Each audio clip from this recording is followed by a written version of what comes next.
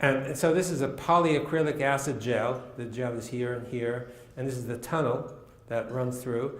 And what you might expect is when you put this little chunk into a bath of water and microspheres, you get an EZ next to the gel, and the microspheres are excluded, so they're here, and it's symmetrical. So all of the microspheres gather here, and if you look at the video, whoops.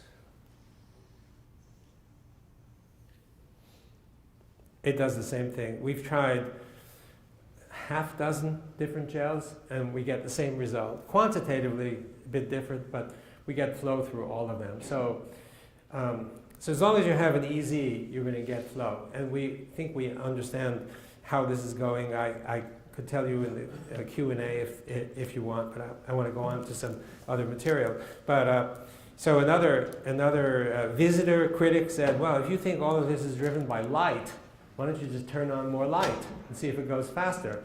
So we did that. We published the result, and we could get, with increased light, we could increase the speed by up to 5 times. So it really is driven by light. So this is light-induced flow. Basically, we have a hollow tube sitting in water, and to produce flow, work is done because the water has viscosity, right? And if work is done, you must have energy, otherwise you can't get work without energy.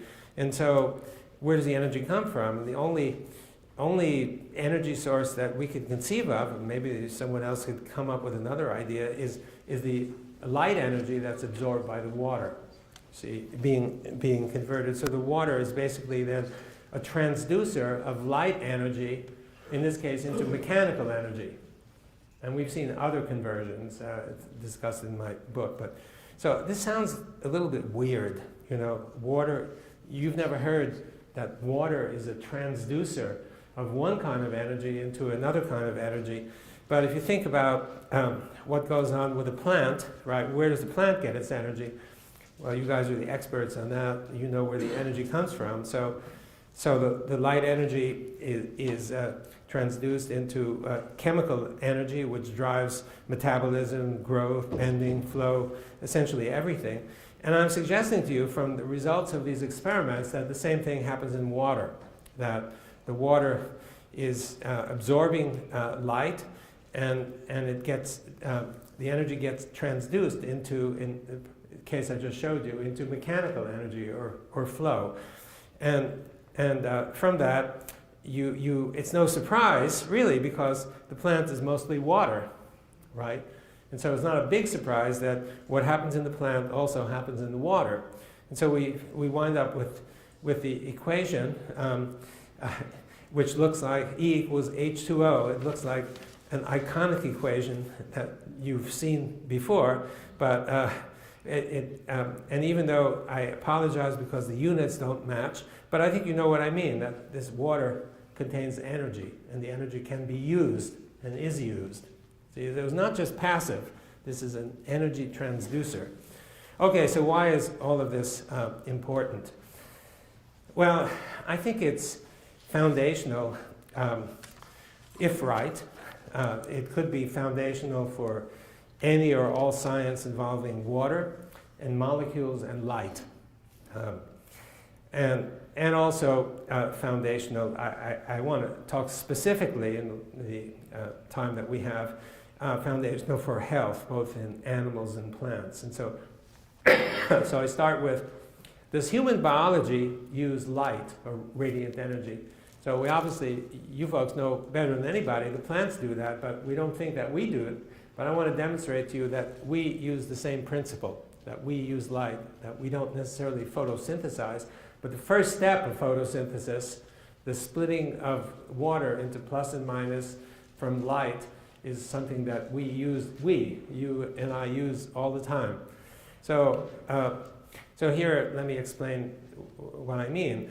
We receive radiant energy from the environment all the time. And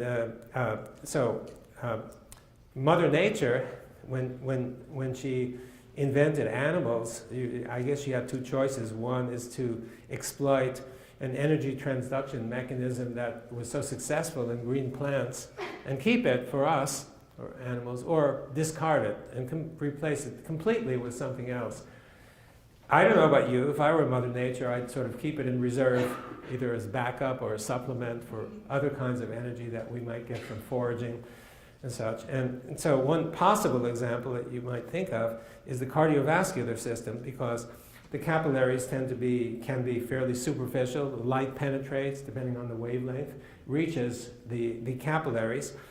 And so this is a question: is it possible that somehow this light is used to drive flow in our cardiovascular system?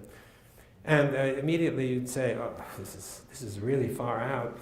And I thought it was far out too, until I thought I knew what there was to know about pressure, flow, dynamics in the cardiovascular system, because I did my PhD on that subject. And I emerged with a sense of arrogance that, ask me any question about pressure waveforms and flow waveforms, I got it down pat.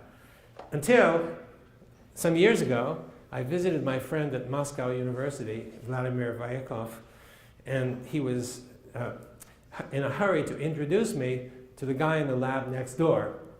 And the guy in the lab next door was studying the cardiovascular system, and I thought, I've got nothing to learn from this guy, because I know what there is to know about pressure and flow and such.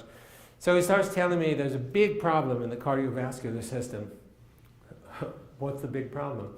He said the big problem is very simple. He said the red blood cells are 6 or 7 micrometers in diameter.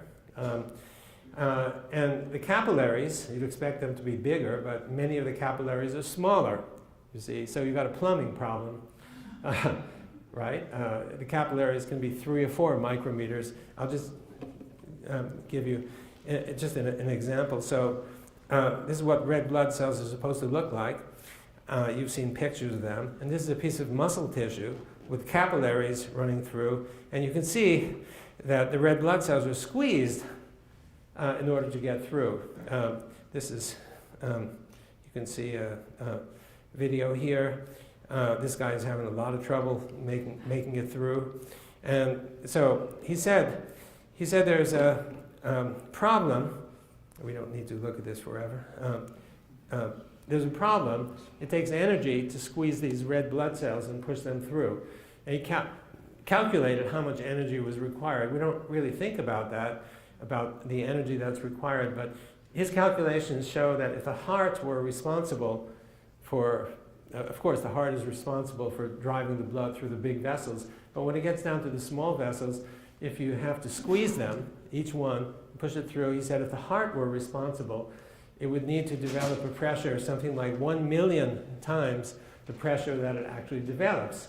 And this would be really high blood pressure. So he said it's got to be something else. And he had various theories about how it worked. And suddenly, the bulb lit, and I'm thinking, we just have these measurements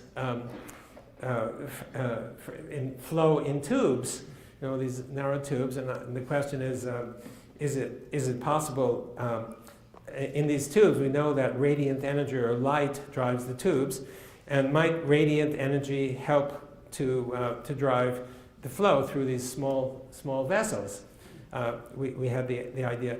If you think about it, this is a big deal, because we're talking about a lot of energy that needs to be used in order to do it. It's kind of like your toilet, sometimes your toilet gets stopped, and you need to take the plunger and push the stuff through in order to clear it. This is a very similar analogy, and it's happening all the time in your cardiovascular system. So we asked the question that's shown here: might light, radiant energy, help to drive blood flow? And we looked in the literature to start with, and we found a really interesting study. We did our own, I'll tell you in a moment. It was by an Israeli group. They were studying mice, and they were measuring blood flow in capillaries. And they opened the chest of the mouse. They did their experiment.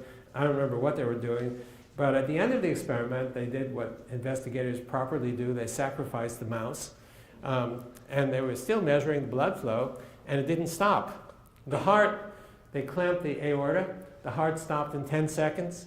and the flow continued. It didn't continue at the same velocity. It was considerably reduced, but it kept flowing.